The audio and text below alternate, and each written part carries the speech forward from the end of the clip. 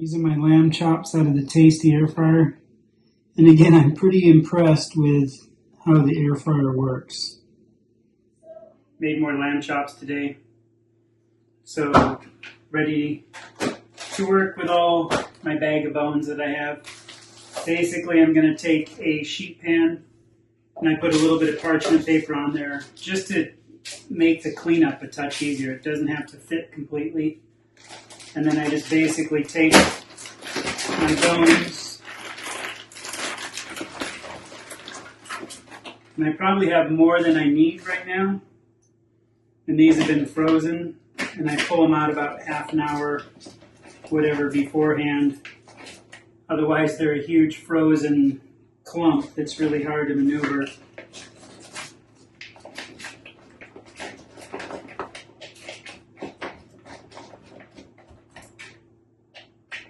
And I basically just spread them out, nice even layer, and I'll stick these in the oven.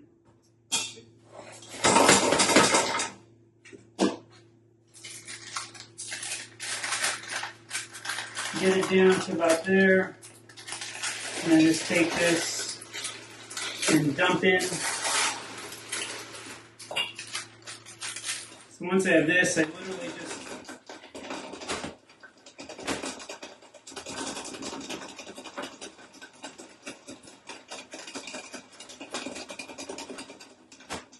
find this is the best way to level them in there. And then some of these that are sticking up, I just kind of find little holes and pack it all in there. I probably got about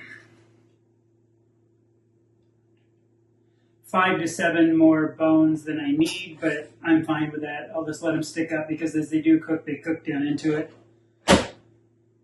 And I'll add water.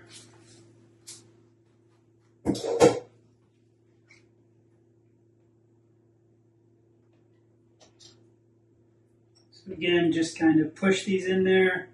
I'm a touch past the max line, but that's fine. And you can kind of see that the bones are just covered up. So I'm going to use up the rest of my real salt. Like I said, I usually use the SanFrancisco sea salt. So I'll just take about this much, probably a good teaspoon or so, and just sprinkle that in there. My hands were wet from washing.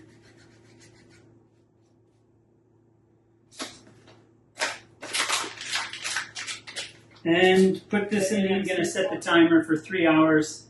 I just use the pressure cook on high. And I have like the little button as you press it set for different times. So 3 hours, pressure high. I don't use the soup broth one. I don't know. I just find the regular pressure cook for 3 hours works. I used to do 2 hours, strain it, then do an hour, played around with different things. And I'm just finding 3 hours works really well. And then obviously a natural release, which can take quite a long time on that much stuff, probably an hour or something like that. So see you guys in a little while. So I use this for the final strain. I use this to basically pour the bones in and I'll chuck this out. So this has been on rest for 2 hours. And it's pretty much ready to roll. Oh man, that looks so good. That looks so good.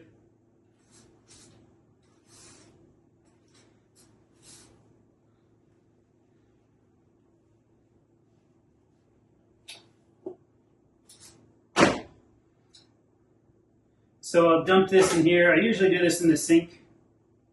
I think I'm going to do it in the sink to avoid the mess. So left with all this, and then I'm gonna go ahead and switch this out, use this one, just because it holds, the little clips hold a little better.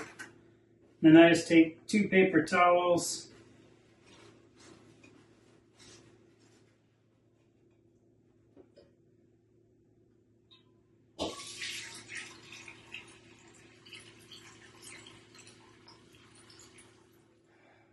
and that is what I do.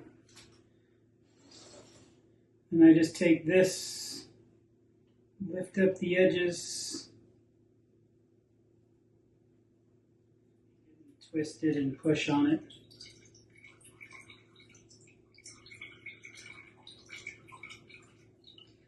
And that's what worked for me.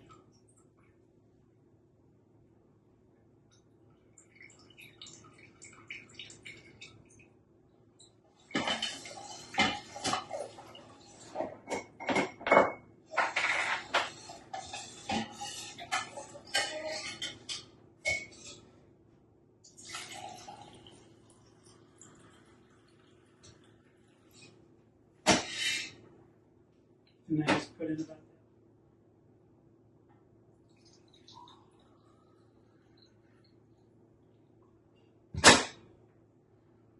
So 4 16 ounces and 5 8-ounce ones. So yeah, that's basically, like I said, this time I had about 7 or something more than I usually have. Basically, it's like about a week of eating the lamb chops that I get this every week. Because I then put in 2 days of beef, it's, you know, like I can literally have one of these a day. Sometimes I don't. I have 2 left over in the fridge from before that are the smaller ones. So it kind of varies. Sometimes I just don't want a lot and I'll just have an 8-ounce, or obviously if I want more I can just take 2, but there's a lot of times I know I actually want a full 16-ounce one. So I'll just go ahead and grab a full one. And I actually have, when I'm fasting, technically I know I'm breaking my fast with a little bit of this, but I don't really care. I'm not that strict on it. But I'll have one of these when I get hungry because it just definitely kind of helps me get through a, 48 or 72 hour fast. And the fasting I'll go over in another video, and I've kind of mentioned it before. I'm just curious about it and seeing if I get benefits, and something to try. You got to try everything and see how it works for you. Anyway, stay carnivorous, my friends, and ho-ho.